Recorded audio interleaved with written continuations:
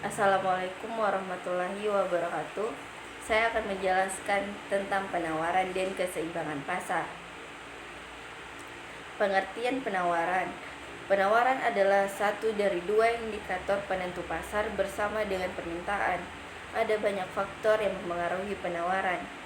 Secara umum, penawaran adalah jumlah keseluruhan barang atau jasa yang tersedia di pasar untuk ditawarkan pada tingkat harga dan waktu tertentu. Sementara itu, dikutip dari Investopedia, hukum penawaran adalah menunjukkan jumlah yang akan dijual pada harga tertentu. Berbeda dengan permintaan, hukum penawaran adalah menunjukkan kurva dengan kemiringan ke atas.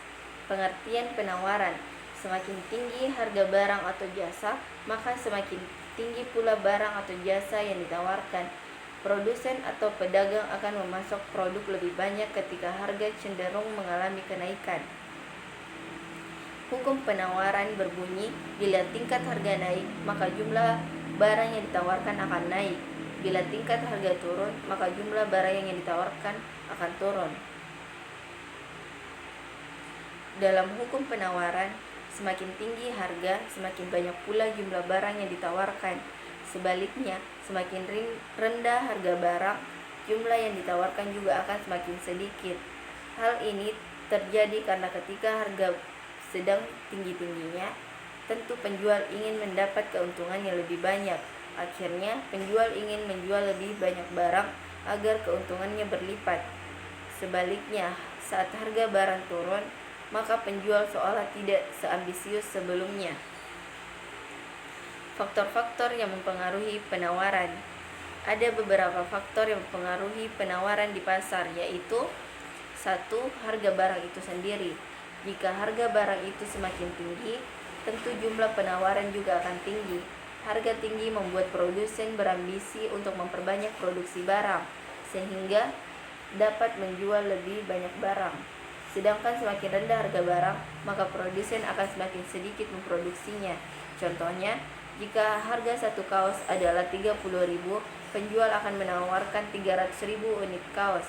Jika harga berubah menjadi 35.000, penjual akan bersedia menawarkan 500.000 unit kaos dengan harapan semakin banyak keuntungan. 2. Biaya faktor produksi. Saat biaya produksi suatu barang turun, produsen akan semakin besar melakukan penawaran. Sedangkan jika biaya produksi barang sangat tinggi, maka produsen hanya membuat beberapa jenis saja dari produk tersebut. Contohnya produk limited edition. 3. Tingkat teknologi. Saat proses produksi pasti menggunakan teknologi untuk pengerjaannya. Semakin maju teknologi, tentu bisa mengefisienkan waktu dengan meningkatkan produktivitas barang. Alhasil, jumlah barang akan semakin besar. Efisiensi ini akan membuat biaya produksi lebih rendah, sehingga barang yang ditawarkan akan bertambah. 4. Keuntungan yang diharapkan produsen. Perusahaan memiliki harapan yang berbeda-beda tentang keuntungan bagi perusahaan. Ada yang ingin aman, maka keuntungan kecil tidak masalah. Ada juga yang menghendaki keuntungan maksimum. Misalnya, ada perusahaan yang tidak terlalu memikirkan keuntungan, tapi lebih pada pencapaian produksi. Perusahaan semacam ini biasanya milik pemerintah. Hubungannya dengan penawaran yaitu bermacam-macam. Target keuntungan yang diharapkan perusahaan dapat mempengaruhi produksi perusahaan, lalu akhirnya juga mempengaruhi penawaran barang di pasaran. 5. Adanya tingkat persaingan dengan produsen lain. Jika ada produsen baru di pasar, tentu akan menimbulkan kompetisi baru. Akhirnya, produk yang dijual pasar akan semakin besar dan para penjual semakin kencang dalam produksi. Dengan begitu, jumlah barang beredar akan semakin banyak. Persaingan antara perusahaan juga biasanya mendorong mereka untuk menemukan efisiensi dalam produksi agar penawaran tetap besar namun dengan harga yang lebih rendah.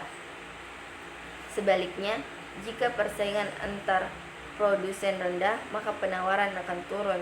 Persaingan yang semakin longgar membuat produsen tidak perlu berinovasi. Dengan begitu penawaran tidak bertambah dan cenderung stagnan.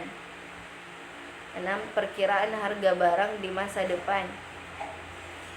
Jika kondisi pendapatan masyarakat meningkat, biaya produksi berkurang dan tingkat harga barang naik, maka produsen akan menambah jumlah barang yang ditawarkan. Tetapi bila pendapatan masyarakat tetap, biaya produksi mengalami peningkatan, harga barang naik, maka produsen cenderung mengurangi jumlah barang yang ditawarkan atau beralih pada usaha lain.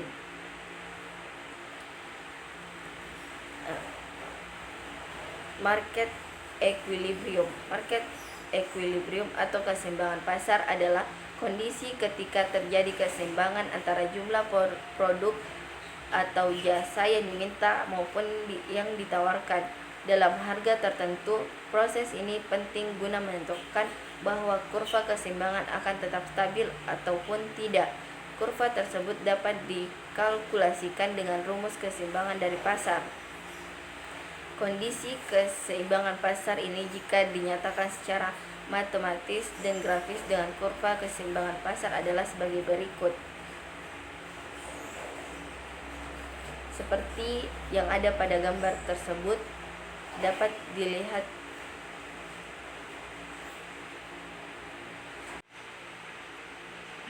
selanjutnya. Fungsi keseimbangan pasar. Dalam keseimbangan pasar memiliki dua fungsi utama yang berperan penting dalam pembentukannya, yaitu 1. Fungsi permintaan. Fungsi permintaan merupakan suatu persamaan yang menunjukkan adanya suatu hubungan antara jumlah barang yang diminta atau diinginkan oleh setiap konsumen serta faktor-faktor yang mempengaruhinya. 2. Fungsi penawaran. Penawaran adalah suatu hubungan antara konsumen dengan penjual mengenai harga barang dan jumlah barang yang ingin ditawarkan.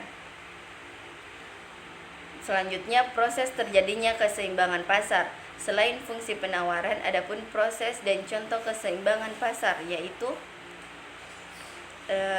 selain fungsi penawaran, adapun proses dan contoh keseimbangan pasar, yaitu 1.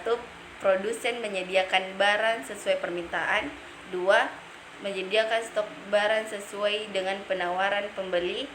3. Keseimbangan permintaan. Dan 4. Pengendalian harga produsen.